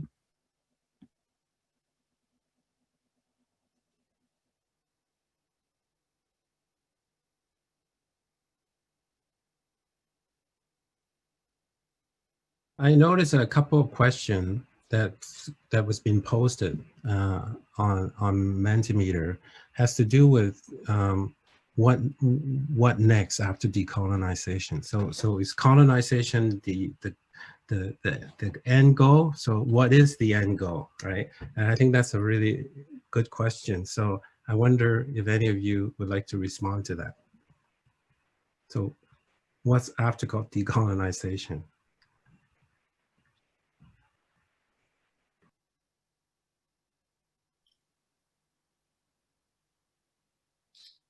Well, this is where I think, Leslie, you and I have had side conversations about this, but I think this is where our imagination really needs to be put to work and put to task. There's a nice quote by Robin Kelley, Black political theorist, in his book, Freedom Dreams, where he says, anything we can imagine is not radical enough because it's already structured by the current systems that we live in. And so he kind of turns to surrealism, and I know of others who have had to kind of, you know, this is kind of the recent draw, especially I think of science fiction and so forth. You know, like we need to really practice imagining things differently. And so I think that is our task, while you know, keeping in mind that anything we imagine right now is probably not radical enough. It's still grounded in our current reality. So trying to develop that capacity, I think, is really important. Can I say something? Thomas, hi. Long time. Good to see you. Yes, thank you. Can I say something? Yes, of course. And then I also see Anna's hand up. So Anna, you'll be next. Okay, thank you. Yeah, good to see you, Thomas. Yes, thank you, Leslie. So I just want to say, thinking about what Walter Mignolo said, decolonization cannot be an end goal because we cannot end with colonization. It's the same phase. So we have to deal with the both phase at the same time. So the issue is just to be able to find the good balance between our practice and what is good and not good. So we cannot, if you decide to finish with, to end with colonization, it seems, it means that our work also will end like that. So we cannot really finish with something we have to deal with all the time. So yes, that is just what I can say. Yeah, you can throw everything out. Yeah, okay. That is the kind of struggle we need to engage with. Yeah, for sure. Hello. Anna, Anna, you have a question first, right? And then Kamala Netra. Okay. Thank you, Leslie. So one question that I'd like to pose to the group is, it seems like a lot of points come back to the academic reward and incentive system. And I'm wondering how it might be used to support the decolonization of knowledge, and whether or not that's like appropriate, sort of like the if, how, and should parts. And I'd be very curious to hear everyone's thoughts. Thank you so much.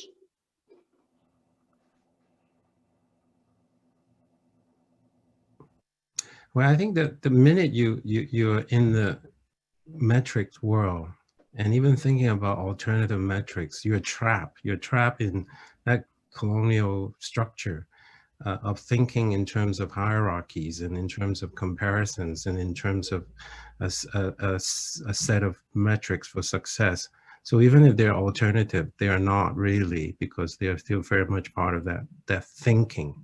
And so I would say that, you know, how do we get away from, again, imagine our relationship with the world differently rather than one of dominations over, and that will keep a very different conceptions of success, I would think.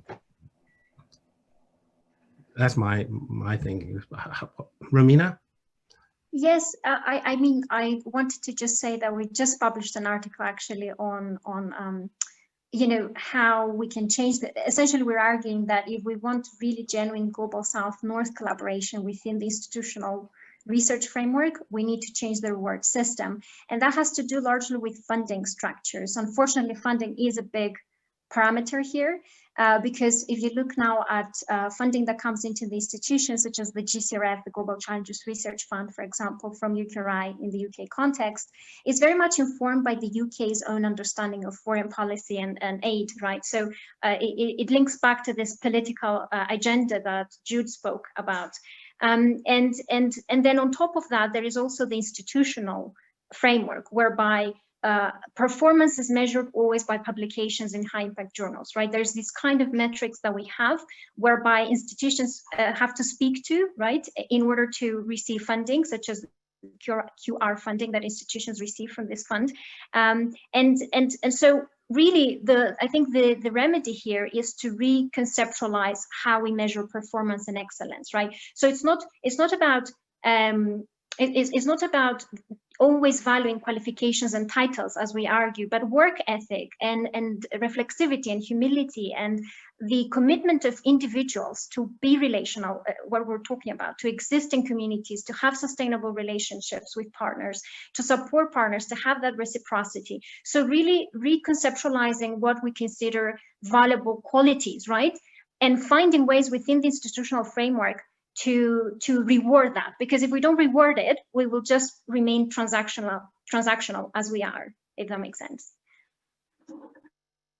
Just a positive example, my university, the Open University, has as well as the teaching and research, it recently launched an engagement strand with possibilities for promotion in on the basis of your engaged research, and that's been, there have now been kind of appointments of full professors on the basis of engagement criteria alongside research and as opposed to teaching and research.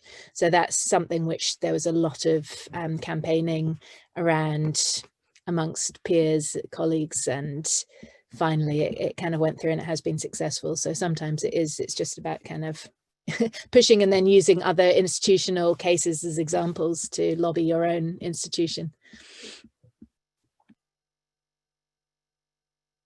Oh, yeah, thanks for your patience, Alexis. Hello. I will try to share how I see this situation of what comes after decolonization. I don't think there is really like a true, like a threshold where like a fine line. And there seems to be like, however, like collective pain, you know? So there is like a trauma. And so I will say that we're in a stage of accepting first that there has been some that knowledge have had produced damage, you know, like the knowledge has been violent. So I think we're in a stage of first accepting that this has happened, no, in the academic context, most likely. Because of course there is a lot of despair of appropriation of knowledge. But there was one of the speakers who mentioned the word humility. I think we gotta aim also to find values around the topic of being humble and not taking the position of ego and taking. And those are things about human behavior and how are people behaving. There is also another word that comes to my mind, which is forgiving, that this has happened and there has to be a reparation for it, no? But the process of forgiving, it's something we have to do also inside ourselves. And also, I would say, how do we actually value our own contributions? How do we know that what I have to share has value? Because I think sometimes it can be that someone has some knowledge, or a community has some knowledge, but it's not, hasn't maybe also reflect what is the value of this knowledge that this other person see. So Thomas was also speaking about balance, and yeah, and I think it's, I don't know, just some words to reflect about, you know, about seeing inside, how do we actually are valuing or the knowledge in communities, and how do we want then to bring and to share to our extent. Thank you so much.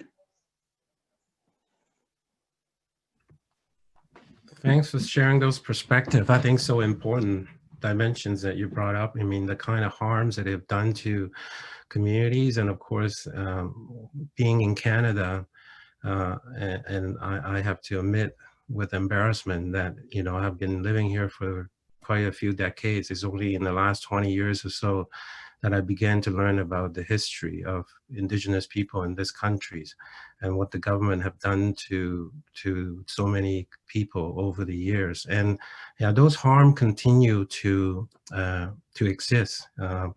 And I think the whole notion of truth and reconciliation is only beginning to address some of these harm.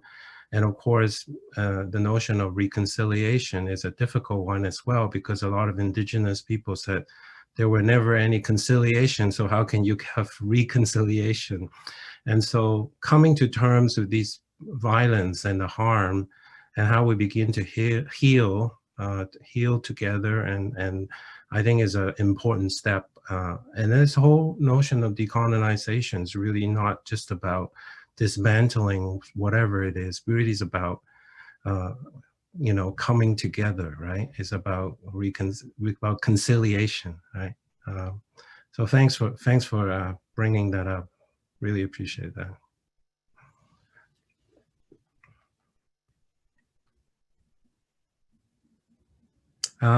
There are other questions? Yeah, very powerful. I wish to add something else. Is it possible?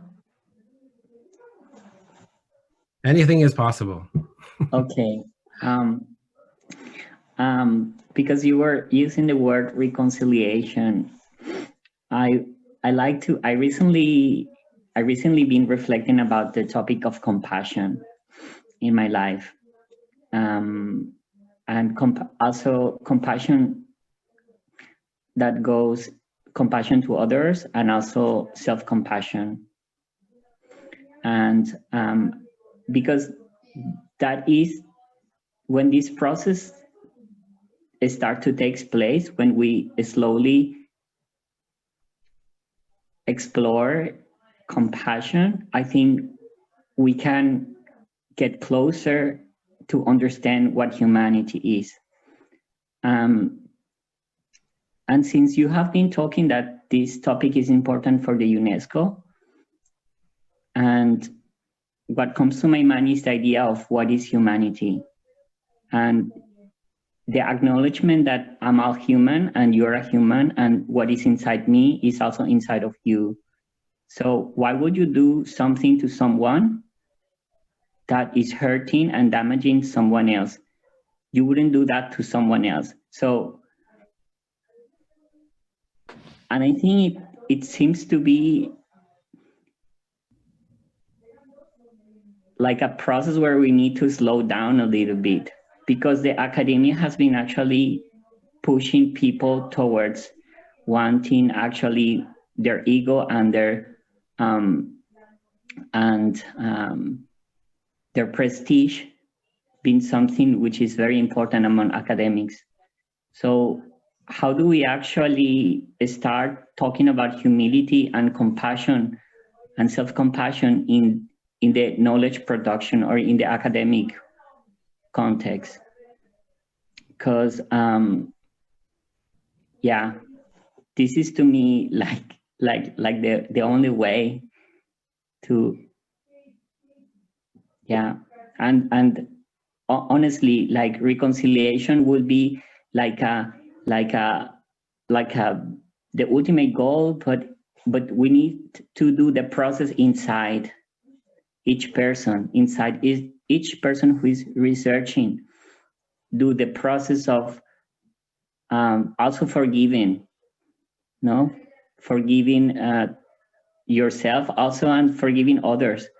Because at some point, I guess, some of the researchers who have been involved in traditional ways of researching, at some point in their lives, they probably were also being possibly aggressive in their research in this race. And I think it's also important to acknowledge that. So yeah, thank you so much for this space and organizing this webinar. And I send my best to everyone. Thank you.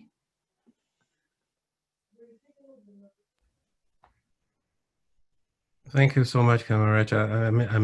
And again, I mean, these kind of discussion is so important, but yet when you look at these science policy making, these kind of discussions are completely lacking in terms of what science for and the human dimension of knowledge making, right? Ultimately, what's the point of making knowledge if it's not for the benefit of humans and understanding each other? So I'm thankful that you're reminding us of this. And I think in the chat box, someone, Rachel, if I pronounce your name correctly, you're saying something in the Arctic that decision makers or researchers are thinking along the same line about this human relations. I'm not sure if you're still here, Rachel, or you want comfortable to comment on that. Hi, yeah, I am still here. And can you hear me okay? Yeah, perfectly. Yeah, and I really appreciated Kamala's comment about, you know, taking the time to slow down. I feel like, you know, right now, like where I'm from, I grew up in the Bering Sea region. I'm Yupik, which is also considered part of Inuit across the Arctic, and a lot of our communities, you know, have been experiencing a lot of researchers interested, you know, in Indigenous knowledge, Inuit knowledge, and, you know, because of climate change. And so there's not this chance for us to take a step back and think, okay, what do we see for our future? And what research, whether it's from, you know, science or Indigenous knowledge, how do we, you know, how do we move to that future? And so we kind of need that space to do that. And it's really difficult, you know, with a whole lot of the challenges. And I'm curious, you know, if the panelists, you know, have anything to add, you know, advice or, you know, just their experiences there.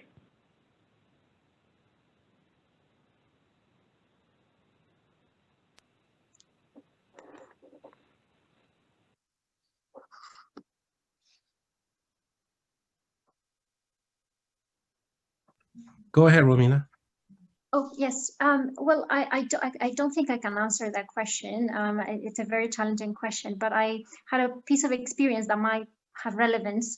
When I started working in Sub-Saharan Africa because the international development sector was representing gender relations, my topic of interest, very monolithically, always as an equal, you know, based on a theory that was very much Western. And I wanted to sort of create the space of listening to the voices of the actual farmers, male and female, in the different contexts. So I spent a year in 4 African countries and visited about 60 rural communities.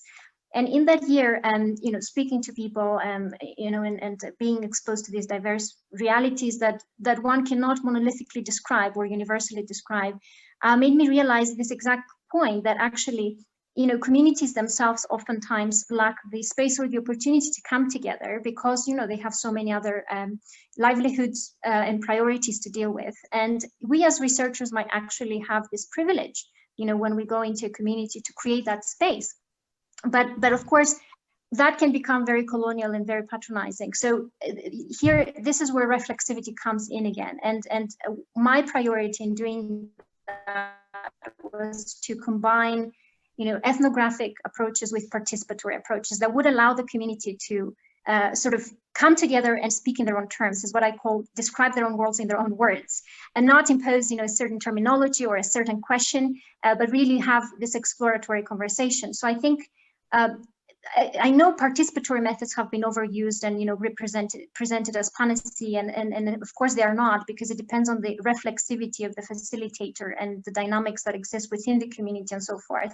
But I think, you know, thinking of ways where we can facilitate conversation and create those spaces, if we have the privilege, we all have certain privileges and, you know, limitations.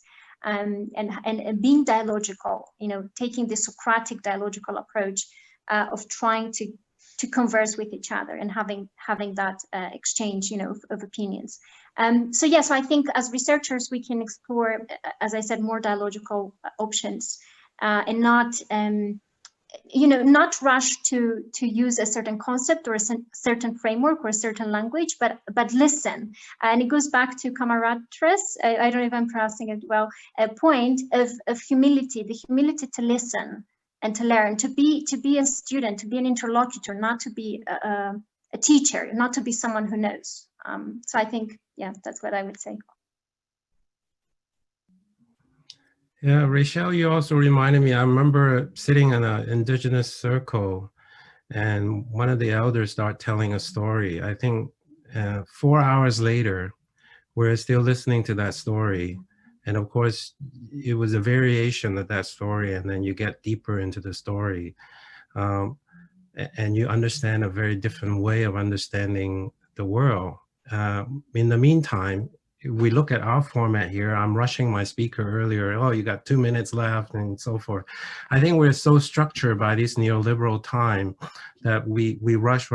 And of course, fundings are, you know, 2 years, 3 years. So you got to run in and get this done, even if it's not real, that you have to create the results. And so these kind of models really create a fake reality that we have come to accept. And I think it's important that, Rachel, you remind us to slow down, but also to refuse. And it is hard for precarious, you know, people in early career to say, no, I'm not going to do this. And so the refusal part, I think, is an important one, to slow down, refuse on our part and say, well, you know, why are we doing this? You know, is it good for anybody? Who is it good for? And I think taking the time to reflect and to refuse sometimes could be very important. So thanks for reminding us of that.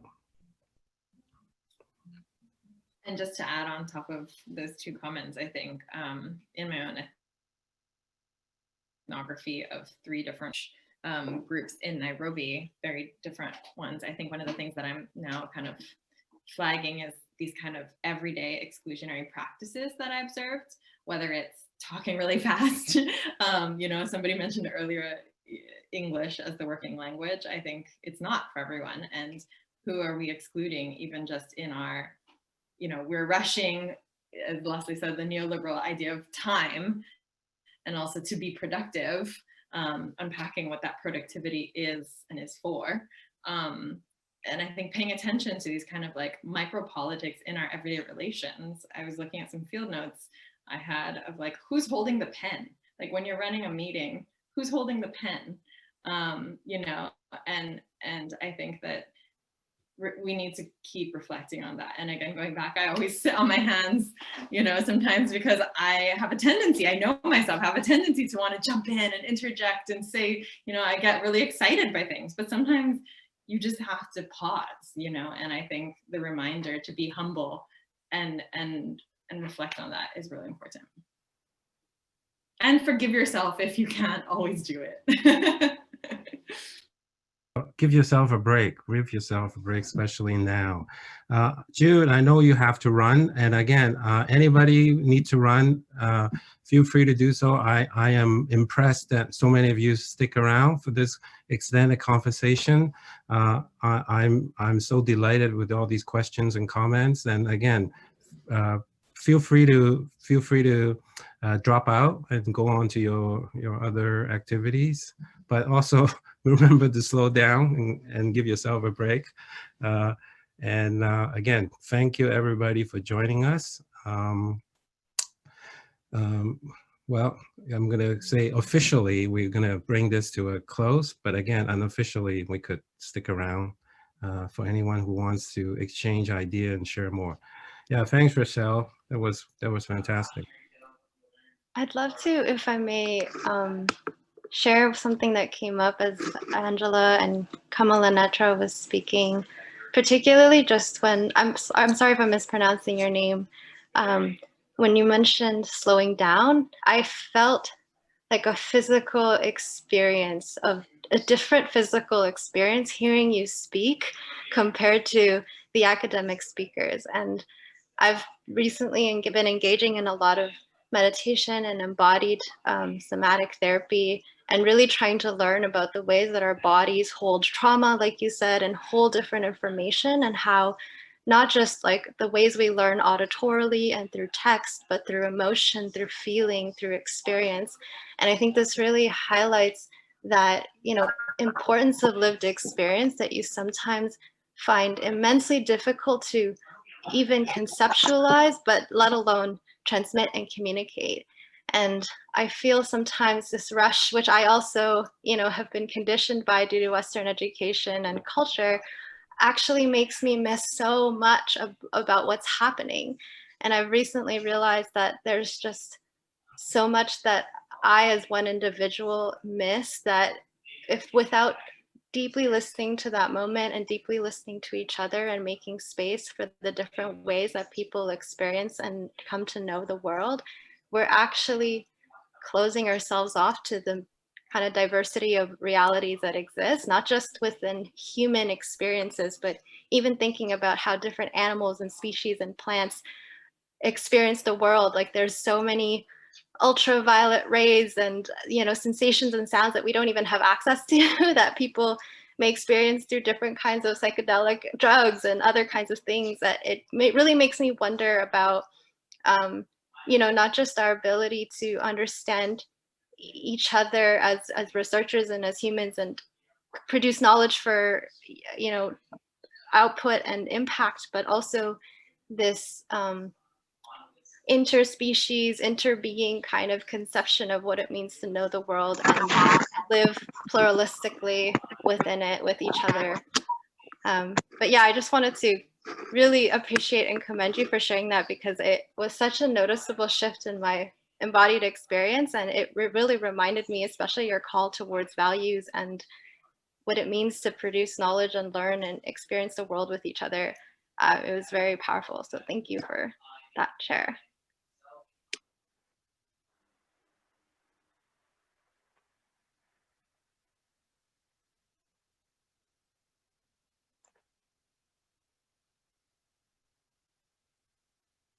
Anybody want to share any comment or parting question? It doesn't have to be a question. You guys, you know, share feedback. That's welcome as well. I had a question. Oh, go ahead. Sure. Thank you again for this gathering, and also sharing and learning from each other. And Leslie, you mentioned that this is the last webinar in this series. And given what we have seen in the last gathering as well as this one, that there is much value in coming together because of technology. I believe we are not living in 15th century or 17th century. We are in 2020 and soon to be 2021. So we have this medium where we have indigenous people from all over the world can come together on a periodic basis. It doesn't have to be in a regular time interval, but on a periodic basis, and share what we are doing in our different communities. It's a way, there is a power in making it collective and visible among communities as well as in the world. And also, I think that if we don't do it on a regular basis or on some periodic basis, we deprive ourselves from the learning that comes from sharing and through discussion. So this is probably a question to you and also organizer. It is that can we say as people in coming together and have some way establish some kind of norm or mechanism where we don't have to wait for UNESCO to do this, right? And we come together and then we share, and whoever can participate time-wise, share our work, our knowledge, our questions, and learn from each other. Even though we live in different parts of the world, I was surprised that how much similar challenges that indigenous communities face all over the world. Mm-hmm, mm-hmm. Forcible displacement, destruction of our environment, endangered languages, and human rights violations. So goes and devaluing our ancestral knowledge, it goes on and on. So I think because similar challenges face in different contexts, in different communities around the world, but I think there is much to be gained if we can make this as a gathering of our members from time to time. So I would love to hear from others how they think. Also, Leslie, because you are very much involved into this webinar and also the one before, how can we do it? Any suggestions, thoughts? Yeah, well, I say 100%. I mean, that's our plan from the start, that this is the ongoing series. So our relationship with this particular piece of this webinar series is coming to an end, but we have other ongoing plan about future. But you just gave us, some additional ideas. So I would encourage you, I'd like to get your contact information to help us take part in planning for the future workshops and series. We do intend to make this an ongoing thing through the Knowledge Equity Lab at my school and any other partners who wants to join us in planning these. We have another partners that are working in what we call Socially Just Academy that has a very overlapping theme, thinking about how we can rethink the academy from a social justice standpoint. And so there'll overlap in these discussions as well. So please, let's stay in touch, and you can help us, plan the next events, a series. If that's yes. okay. Yeah, thank you. I share my email information in the chat room, and please feel free to contact. I also serve as a co-chair of an Indigenous Knowledge and the Academy. This is under Comparative International Education Society. So I think that this is a topic that's very much interest of our indigenous communities, that from Russia to Japan to Taiwan to Indonesia, from many parts of the world. It is that how indigenous knowledge, indigenous science, and indigenous ways of knowing. So this is very relevant in our indigenous knowledge and the academy special interest group also. So I will look forward to hearing from you, and you are in the University of Toronto. I will also contact you through your email. Thank you. Yes, please. Thank you. Thank you very much. Yeah, so anybody else who have ideas that you would like to see or get involved with, we're open to collaboration for sure. Yeah, and again, thank you all the very, very interesting and supportive messages. And again, feel free to drop out, and I'll hang around for a few more minutes. Can I add something? Sure. I recently was invited to moderate a session, and it was a working session about scientific databases, and this moderation was taking place in a forum, like big forum. I mentioned the 7 principles of your work, contextualizing openness, and the OCDS net Is that correct? OCSDNet. Yeah. I know it's, Yeah. one remember that. Thank you for that work, because there were these 7 principles, and they were really nice put there together. And I was able to do some reference to this work, because it was important to bring the topic. That was a forum. The topic of this forum is Internet Governance Forum. It's organized by the United Nations. And there was a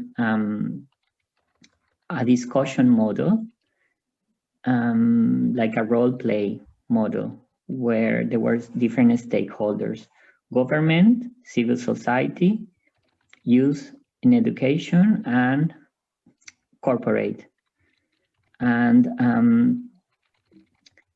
And it really helped me, the 7 principles, because I was able to bring the topic of civil society and the topic of cognitive justice, which is so important, and the topic of sustainability. And I just wanted to you that to express gratitude for this work. That was really, really important. And I also wanted to the previous intervention of the lady before. It's very important that a good researcher is a bit of, to be a good researcher, you need to be a good observer, and to be calm, and to listen.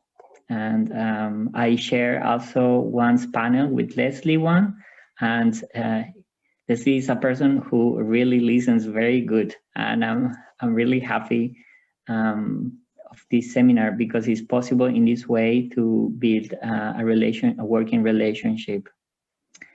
Yes, that's it. Thank you. I mean, keep in mind that OCSDNet is a collective effort. There's many people involved in that network.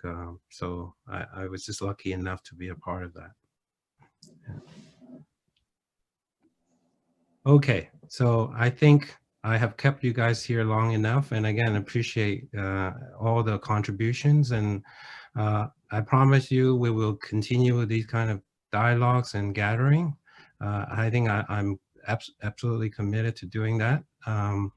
Again, we hope to see you in future gathering, and if you have ideas about topics and workshops, engagement, let us know. And it doesn't have to be confined to this space. It could be, think outside of the Zoom box, or other kind of activity as well. Okay. Thank you again. We'll share the recording when it's ready, and bye-bye.